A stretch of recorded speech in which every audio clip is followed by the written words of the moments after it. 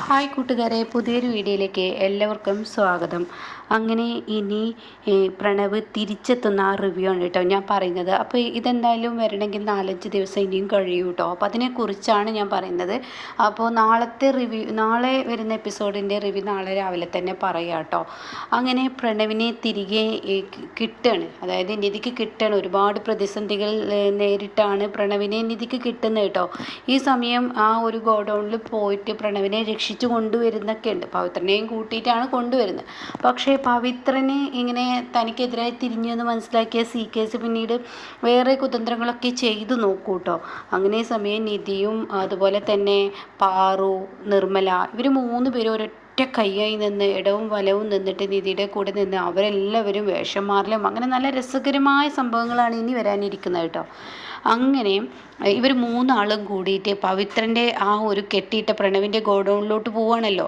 അങ്ങനെ പവിത്രനും നിധിയും കൂടിയാണ് പോകുന്നത്. ഈ സമയം നിധിക്കാണെങ്കിലോ പ്രണവിനെ രക്ഷിക്കാനുള്ള ആ ഒരു ആത്മാർത്ഥതയാണ്. പക്ഷേ തനിക്കറിയാം തന്നോട് പ്രണവ് ഒരു വൃത്തികെട്ട രീതിയിലായിരിക്കും പെരുമാറുന്നത്. പ്രണവിനെ അങ്ങനെയാണല്ലോ ധരിപ്പിച്ച് വെച്ചിരിക്കുന്നത്. അങ്ങനെ ഇവർ ഈ ഗുണ്ടകളൊക്കെ ഇടിച്ച് പവിത്രനൊരു പരുവമാക്കി പ്രണവിൻ്റെ കെട്ടൊക്കെ അഴിച്ച് പ്രണവിനെ നിധിയുടെ കൈകളിൽ കൊടുക്കുമ്പോൾ നിധിയെ ഒരു തട്ടങ്ങ് തട്ടണം കേട്ടോ പ്രണവ്. നീ എന്തോ നാടാ, ഇനി എന്തിനാ എന്നെ തൊടുന്നത്? നിങ്ങളെന്നെ തൊടണ്ട. നിങ്ങളെന്നെ ഏട്ടത്തി ഏട്ടത്തി എന്ന് വിളിച്ച നാക്കുകൊണ്ട് ഇപ്പം എനിക്ക് വേറെ എന്തെങ്കിലുമൊക്കെ വിളിക്കാനാണ് തോന്നുന്നത്. നിങ്ങൾക്ക് പണമോ പ്രതാപോ എന്താ വേണ്ടിച്ചെടുത്തോ, എന്നാൽ എന്നോട് ഈ ക്രൂരത നിങ്ങൾക്ക് ചെയ്യേണ്ടായിരുന്നു എന്നൊക്കെ പറയാം കേട്ടോ. സമയം നിധി പറയാണ്, പ്രണവ് ഞാനൊന്ന് പറയുന്നത് നീ കേൾക്ക്. എനിക്കൊന്നും കേൾക്കണ്ട. ഇത്രയും ദിവസം പട്ടിണിക്കിട്ട പോലെ എന്നെ കെട്ടിയിട്ട് നിങ്ങൾക്ക് നേടാൻ പറ്റിയോ എന്നൊക്കെ ചോദിക്കണം. നിങ്ങളുടെ ഭർത്താവിനെ നേടാൻ പറ്റിയോ എന്നൊക്കെ ചോദിക്കാൻ കേട്ടോ പ്രണവ്.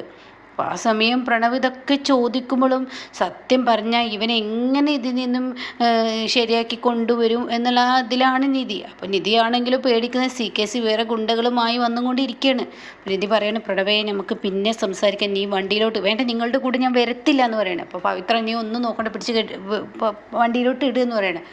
അങ്ങനെ ഇവർ വണ്ടിയിലോട്ട് പ്രണവിനെ തൂക്കി പിടിച്ചിടുക. അപ്പോൾ പ്രണവ് കുറേ കൊതറുന്നുണ്ട്. നിധിയും പവിത്രനൊക്കെ കൂടിയിട്ട് അത് ചെയ്യുന്നത്. അപ്പോൾ ആ സമയം CKC അങ്ങോട്ടൊക്കെ കടന്നു വരികയാണ്. CKCയെ കാണുന്ന പ്രണവിന് ഭയങ്കര സന്തോഷമാണ്.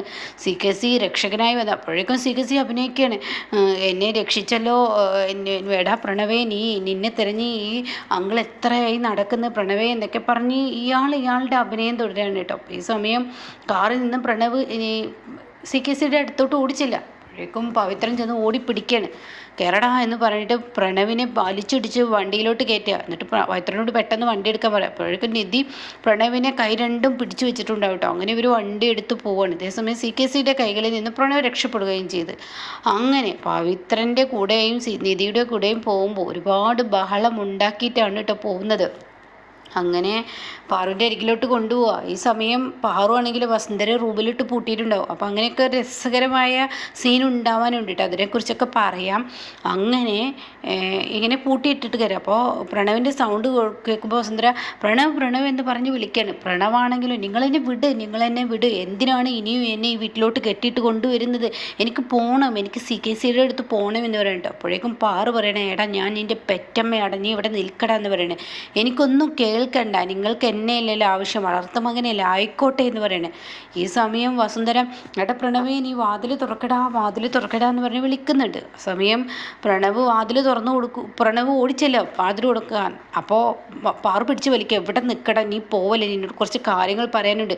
എനിക്കൊന്നും കേൾക്കണ്ട. ഈ വൃത്തികെട്ടവളുടെ കൂടെ നിന്നിട്ട് അമ്മ എന്നോട് ക്രൂരത ചെയ്തില്ലേ, നിങ്ങളെ അമ്മയെന്ന് വിളിച്ചതില്ലേ, എനിക്ക് ദുഃഖമുണ്ട്. അപ്പോൾ ഈ സമയം ഏട്ടാ ഞാനൊന്ന് പറയട്ടെ, ഞാൻ പറയുന്നതൊന്ന് കേൾക്ക്.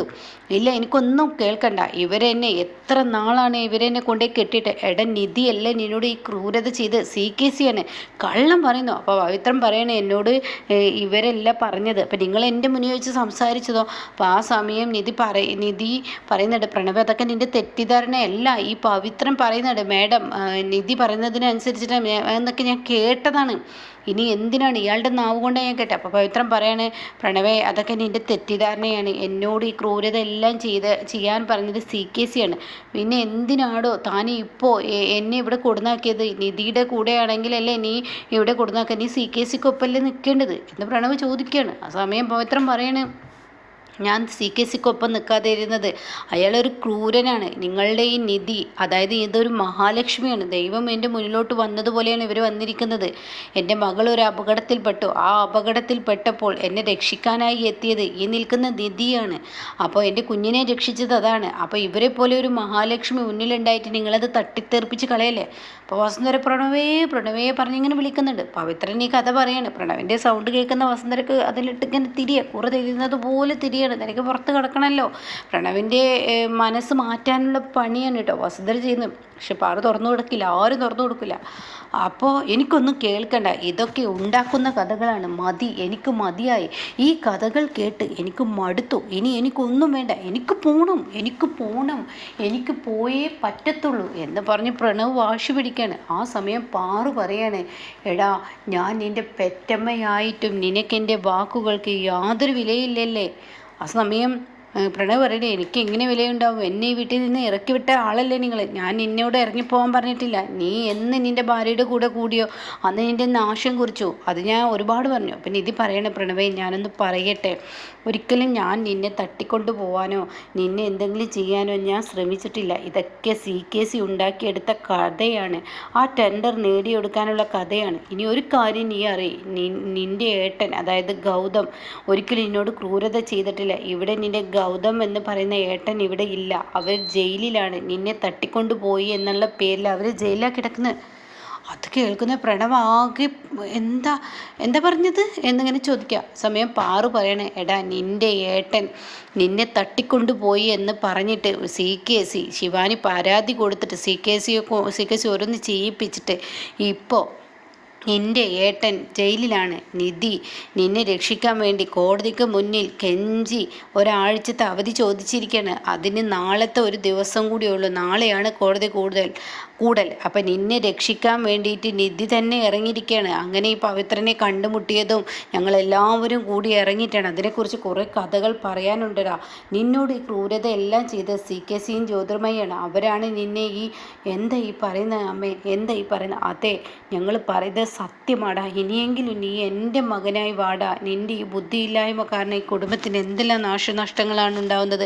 ചെയ്യാത്ത തെറ്റിൻ്റെ പേരിൽ നിൻ്റെ ഏട്ടൻ എത്രയായിടാ മാനസിക പീഡനവും ആ പാവം എന്തൊക്കെ പീഡനമാണ് അനുഭവിച്ചും കൊണ്ടിരിക്കുന്നത്. നിൻ്റെ ഏട്ടൻ ഒരിക്കലും നിന്നൊരു സ്വത്തും മേടിക്കാൻ ഉദ്ദേശിച്ചിട്ടില്ല. നിധി പറയണം, ഞങ്ങൾക്കൊരു സ്വത്തും വേണ്ട പ്രണവേ, നീ ഇവിടെ നിന്നോ, ഞങ്ങൾ എങ്ങോട്ടാച്ച പോയി തരാം. നീ സമാധാനത്തോടു കൂടി നീ ഇവിടെ നിന്നാൽ മതി. നീ ഒരു കാര്യം മനസ്സിലാക്ക്, നിന്നെ കൊല്ലാനുള്ള പ്ലാനാണ് ഇപ്പോൾ CKC ഇട്ടത്. ആ സമയം നിന്നെ രക്ഷിക്കാനാണ്. ഞാനും ഈ പവിത്രനും എൻ്റെ കൂടെ ഇല്ലായിരുന്നെങ്കിൽ നിന്നെ ഒരുപക്ഷെ രക്ഷിച്ചെടുക്കാൻ എനിക്ക് കഴിയില്ല.